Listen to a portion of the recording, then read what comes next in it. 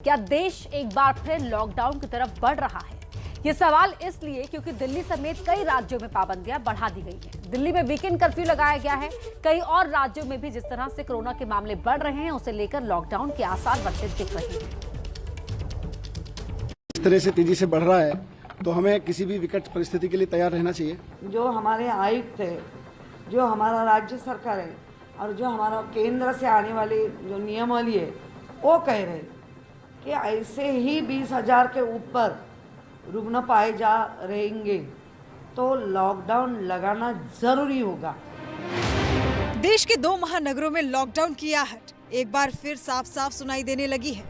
ऐसा हम क्यों कह रहे हैं, उसे सुनने समझने से पहले आपको इन दोनों शहरों में कोरोना के आंकड़े बता देते हैं। दिल्ली में पिछले 24 घंटों में कोरोना के 5,481 नए केस सामने आए हैं। 3 मरीजों की मौत हो चुकी है और पॉजिटिविटी रेट 8.37% है। जबकि मुंबई में पिछले 24 घंटों में 10,860 नए केस सामने आए हैं। 2 मरीजों की मौत हो चुकी है और पॉजिटिविटी रेट 22% तक पहुंच गई है। बस इसी बात से आप अंदाजा लगा सकते हैं कि मुंबई में इस वक्त कोरोना के केस कितनी तेजी से बढ़ रहे हैं। 22% संक्रमण दर का मतलब 100 में से 22 लोग संक्रमित हो रहे हैं और यही वजह है कि मुंबई की मेयर लॉकडाउन के संकेत दे रही हैं और आगाह कर रही हैं कि लॉकडाउन से बचना है तो लापरवाही छोड़नी होगी। लॉकडाउन किसी को भी नहीं चाहिए, लॉकडाउन नहीं चाहिए। ये अकेले मुख्यमंत्री अकेले इकबाल चहल आयुक्त तो बोल के नहीं होगा। हम सबको मिलके जो मास्क का लगाना ज़रूरी है, तो वैक्सीन लेना ज़रूरी है। हम भीड़ में नहीं जाना, भीड़ नहीं बनाएंगे, ये सब करते हैं तो हम बच सकते हैं। उधर दिल्ली में भी कोरोना के केस लगातार बढ़ रहे हैं, इसलिए वीकेंड कर्फ्यू लगाया गया है। दिल्ली के डिजास्टर मैनेजमेंट की बैठक में ये फैसला लिया गया है। शनिवार और रविवार को दिल्ली में पूरी तरह से कर्फ्यू रहेगा। जरूरी सुविधाओं और इमरजेंसी से जुड़े मामलों को नहीं रोका जाएगा। कुछ जरूरी सुविधाओं वाले दफ्तरों को छोड़कर सभी सरकारी दफ्तर पूरी तरह से बंद रहेंगे। प्राइवेट दफ्तर केवल 50% कर्मचारियों की क्षमता से चलेंगे। मेट्रो और बसें पूरी क्षमता से चलेंगी, लेकिन बिना मास्क सफर की इजाजत नहीं होगी। अभी तक मेट्रो और बसों को 50% क्षमता के साथ चलाया जा रहा था, जिसकी वजह से मेट्रो स्टेशन और बस स्टॉप पर भीड़ इकट्ठा हो रही थी। इसीलिए पूरी क्षमता के साथ चलाने का फैसला लिया गया है, लेकिन मास्क जरूरी होगा। दिल्ली में वीकेंड कर्फ्यू की वजह से सवाल ये उठा कि क्या जल्द ही लॉकडाउन लग सकता है, तो दिल्ली के स्वास्थ्य मंत्री ने फिलहाल इससे इनकार कर दिया। देखिएगा, बिल्कुल क्लियर कट कह रहे हैं कि दिल्ली में कोई लॉकडाउन नहीं लगाया जा रहा for the time being. Sir, तो मजदूरों को घबराने की जरूरत नहीं है सर। अभी कोई घबरा, मदद की जाती है। कंस्ट्रक्शन जो है, कंस्ट्रक्शन को किसी तरह नहीं रोका गया। कंस्ट्रक्शन जैसे पहले चल रही थी चलती रहेगी। सर, क्या टोटल लॉकडाउन जैसा कुछ आगे हो सकता है, क्योंकि लगातार संक्रमण दर बढ़ रहा है दिल्ली का? मुझे ऐसा लगता है कि बहुत ज्यादा पैनिक क्रिएट नहीं करना चाहिए। दिल्ली और मुंबई में फिलहाल तो लॉकडाउन लगाने की बात नहीं कही जा रही है, लेकिन ये बात भी सही है कि अगर मामला आउट ऑफ कंट्रोल हुआ तो लॉकडाउन ही आखिरी विकल्प होगा। देखिए, देश भर में कोरोना के मामले लगातार बढ़ रहे हैं और दिल्ली में तो वीकेंड कर्फ्यू का ऐलान कर दिया गया है एहतियात बरतने के लिए। लेकिन दूसरे राज्यों का क्या हाल है, वहां कौन सी पाबंदियां लगाई गई हैं, अब हम आपको वो दिखाते हैं। सबसे पहले बात करेंगे उत्तर प्रदेश की। उत्तर प्रदेश में देखिए, फिलहाल वीकेंड कर्फ्यू का ऐलान नहीं किया गया है। रात 10 बजे से सुबह 6 बजे तक नाइट कर्फ्यू लगा रहेगा। नए नियम 6 जनवरी से लागू किए जाएंगे और 10वीं तक के सभी स्कूल 14 जनवरी तक एहतियातन बंद कर दिए गए हैं। और किसी भी जिले में अगर 1000 से ज्यादा केस आए तो वहां पर पाबंदी लगेगी। और देखिए, प्रयागराज में कुंभ मेला भी शुरू होने वाला है, तो वहां आने वालों को RT-PCR टेस्ट कराना जरूरी होगा। तो ये तो आपने देखा कि उत्तर प्रदेश में क्या नियम है। अब आपको दिखाते हैं कि बिहार में आखिर क्या पाबंदियां लगाई गई हैं। बिहार की अगर हम बात करें तो बिहार में नाइट कर्फ्यू लगा दिया गया है और रात 10 बजे से सुबह 5 बजे तक नाइट कर्फ्यू जारी रहेगा। 6 से 21 जनवरी तक ये नाइट कर्फ्यू लागू रहेगा और उसके बाद फिर फैसला लिया जाएगा। पूरे बिहार में रात 8 बजे तक दुकानें खुल सकेंगी। Gym, club, mall, cinema hall, साथ ही पूजा स्थल, धार्मिक स्थल और पार्क बंद रहेंगे। 9वीं से 12वीं तक स्कूल्स आधी उपस्थिति के साथ ही चलेंगे।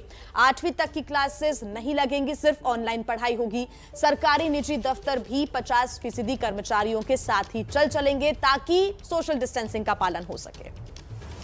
बिहार के बाद अब बात कर लेते हैं पंजाब की। तो पंजाब में भी कोरोना तेजी से बढ़ रहा है। यही वजह है कि पंजाब में कोविड के बढ़ते मामलों के चलते हुए नाइट कर्फ्यू लगाया गया है। रात 10 बजे से सुबह 5 बजे तक यहां नाइट कर्फ्यू की समय सीमा तय की गई है। इसके अलावा स्कूल, कॉलेज और कोचिंग संस्थान यहां पर एहतियातन बंद रखे जाएंगे। रेस्टोरेंट, बार, सिनेमा हॉल 50% क्षमता के साथ खोले जाएंगे। इसके अलावा बसें भी आधी क्षमता के साथ चलेंगी। और देखिए तमाम राज्यों में किस तरह से एहतियात बरती जा रही है वो हम आपको बता रहे हैं। छत्तीसगढ़ में भी कोरोना के बढ़ते ग्राफ को देखते हुए कई तरह की पाबंदियां लगाई गई हैं। छत्तीसगढ़ में जुलूस, रैलियों, सार्वजनिक समारोह पर पाबंदी लगी है।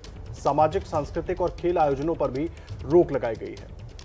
इन तमाम चीजों को पर रोक लगाई गई है ताकि मामले ना बढ़ें। 4% से ज्यादा संक्रमण दर वाले जिलों में क्लैंप डाउन किया गया है।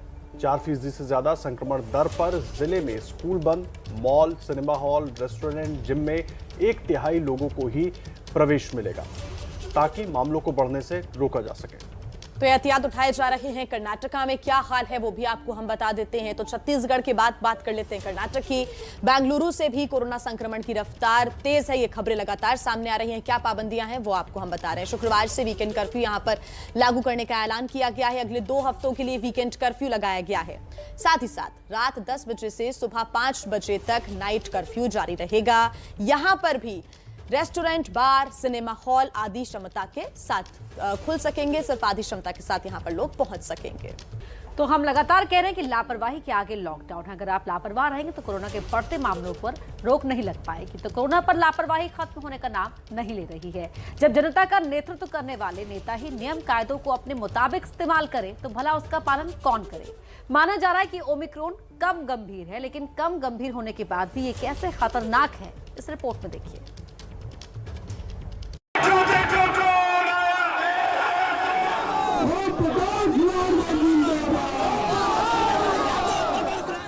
यूपी का मुरादाबाद हो या वाराणसी, ताकत दिखाने के लिए रैलियां हो रही हैं और रैलियों में भीड़ जुटाई और दिखाई जा रही है। लेकिन कोरोना नियमों को ताक पर रखकर मास्क और सोशल डिस्टेंसिंग की धज्जियां उड़ाई जा रही हैं। सिर्फ इतना ही नहीं, फिर बेसिर पैर के तर्क भी दिए जा रहे हैं। अभी तो 400 के मरीज मिल रहे हैं ना, 400 जहां 4 लाख लोग थे तब तो पंचायत चुनाव करा लिया गया। पीक पे था बंगाल का चुनाव हुआ, पीक पे था बिहार में कोरोना, बंगाल में पीक पे कोरोना था, चुनाव करा लिया गया। भारतीय जनता पार्टी अपनी हताशा और निराशा हार मान चुकी है। इस नाते ओमिक्रॉन चिल्ला रहे। लेकिन नेताजी ये भूल गए कि कोरोना नेताओं को भी नहीं छोड़ता।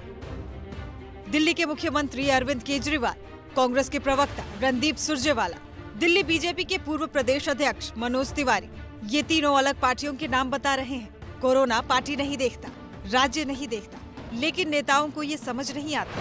कोरोना ਦੇ ਨਾਲ ਨਜਿੱਠਣ ਲਈ ਬਿਲਕੁਲ ਸਾਡੀ ਤਿਆਰੀ ਹੈ। ਕਿਸੇ ਤਰ੍ਹਾਂ ਦਾ ਵੀ ਕੋਈ ਖਤਰਾ ਸਮਝਣ ਦੀ ਲੋੜ ਨਹੀਂ, ਲੇਕਿਨ ਇੰਨਾ ਜ਼ਰੂਰ ਹੈ ਕਿ ਸਾਨੂੰ ਇਹਤਿਆਤ ਵਰਤਣ ਦੀ ਲੋੜ ਹੈ। ਜੋ कोरोना ਤੇ बचाव ਦੇ ਇਤਿਹਾਦ ਹੈ ਉਹ ਜ਼ਰੂਰ ਵਰਤੋ। सीएम चन्नी का ये दावा सुनिए और देखिए क्या है उनके राज्य पंजाब की हकीकत। खुद चन्नी के रैलियों में मास्क गायब है। स्टेज पर बैठे नेताओं तक ने मास्क नहीं लगाया। दिल्ली के लक्ष्मीनगर में मंगल बाजार बंद दिखा, लेकिन कोरोना नियम तोड़ती भीड़ में कोई कमी नहीं थी।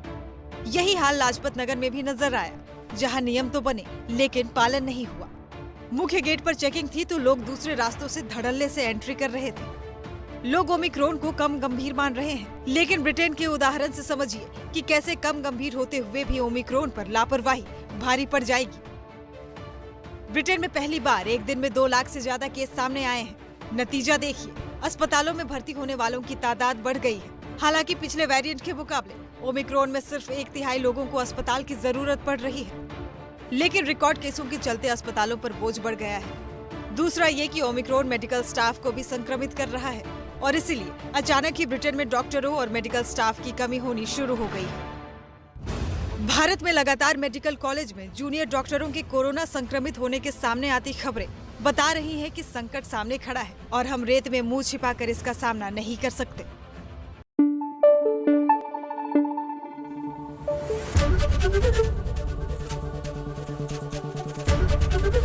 एबीपी न्यूज आपको रखे आगे।